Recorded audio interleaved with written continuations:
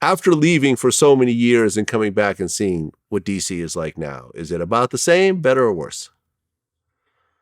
It's the same, but it ain't worse. It's worse and it's not worse to a degree. They built up more houses, row houses. A lot of Europeans moved there, so it's mixed. But the worst part is, it's still a lot of killing. And then it's like, killing over what? Yeah. Back then we killed over money. It had to be some type of issue. As far as not no little money, not no thousand, not no like when Sean broke in our house and stole our money. It wasn't no more money worth killing them over. And that was my little friend. You know what I'm saying? So, just take it as a loss. I'm going to cut you off. I'm going to beat your ass when I catch you, little nigga, though. But I just ain't fucking with you no more. Yeah. Yeah, man. I mean, DC has a very interesting history. Yeah. You know, I lived through it, thank God. And you're a part of that history. Yeah, thank God. The creator, Allah, Jehovah, whatever name you may choose to call him. But yeah. Man.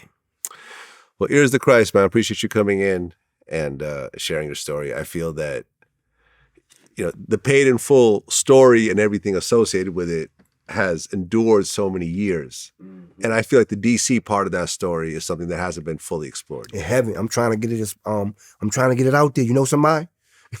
Not really, but really. You know, interviews like this, we've had interviews turn into movies. Bet. You know, it's happened multiple times, or documentaries, or the such, or people just using what we do to create other projects.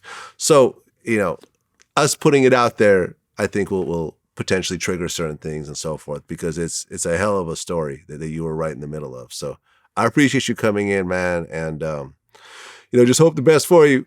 Hope you stay out for the rest of your life. I ain't trying to go back in. You know, I'm enjoying life now. Yeah, my little children. You feel me? You're 50 years old now. Yeah, you're not. You got 4 kids? I think 6. 6. You think 6? Let me see. You're 6. Not sure? 6. 6. You got 6 kids, man. 2 older, 8. And, you know, when you look at the pattern of it all, if your father was more involved in your life, it probably would have gone a little bit differently. No. You don't think so? No. You were going to do whatever you're going to do regardless. It's the vibe. The environment, like I be telling. Well, let's put it like this. If your father was more involved in your life, he could have potentially put you in a different environment. You were in your environment because... Yeah, okay. It might have been. Because of the monetary situation that your mother was in. True.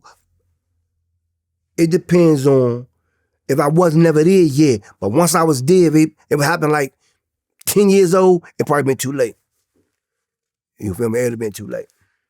But listen, that fast money is addictive.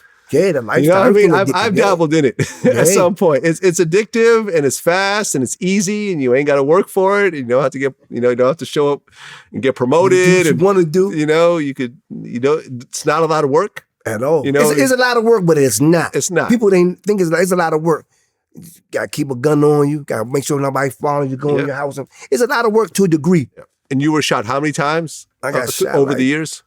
How many different instances? Probably like 4 different times. 4 different times. Yeah. Yeah, man. And this is what we really try to really push when we have people like yourself on, is that it gets, you know, the drug dealing lifestyle gets so romanticized in the movies and the hip hop and everything else like that. When the reality is 20 years in prison, shot 4 times, including in the chest and everything else like that, kidnapped, 16, building up $1.5 million in drug money, only to have the police take it all.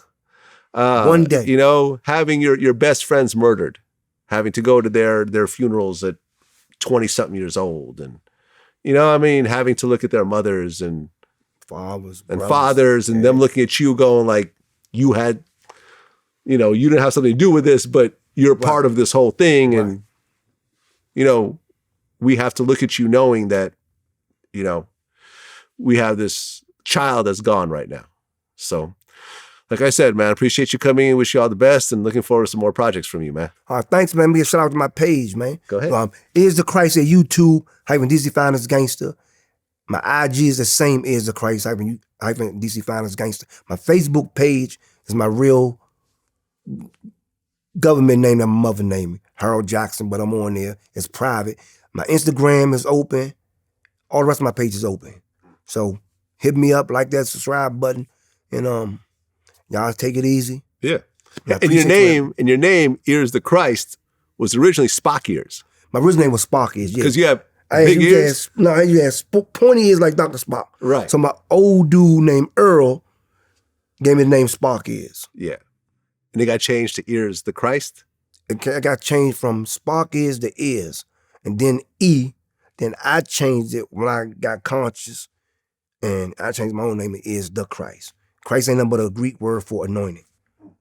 Hyphen DC Finest Gangster. Because I made it this far, I'm still living, so I got my freedom, I ain't washed up, so I'm the anointed. There you have it, man. Appreciate you coming in. I appreciate you for having me. Peace. All right, peace and love.